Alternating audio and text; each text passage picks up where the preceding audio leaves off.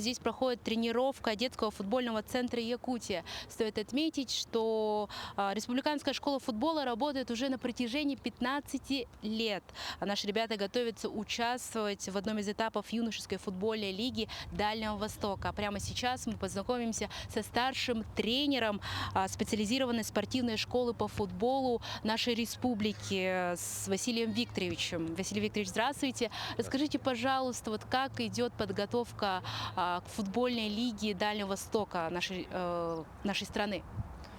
Дальневосточная футбольная лига – это такой масштабный проект под руководством Российского футбольного союза.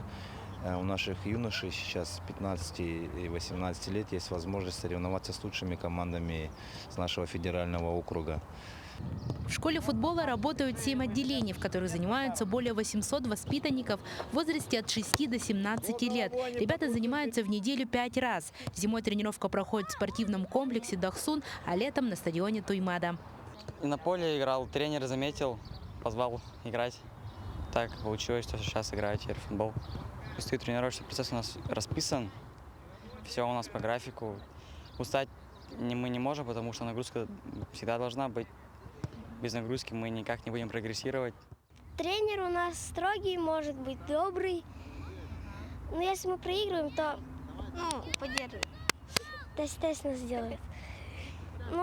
У нас тренер добрый. А почему именно футбол?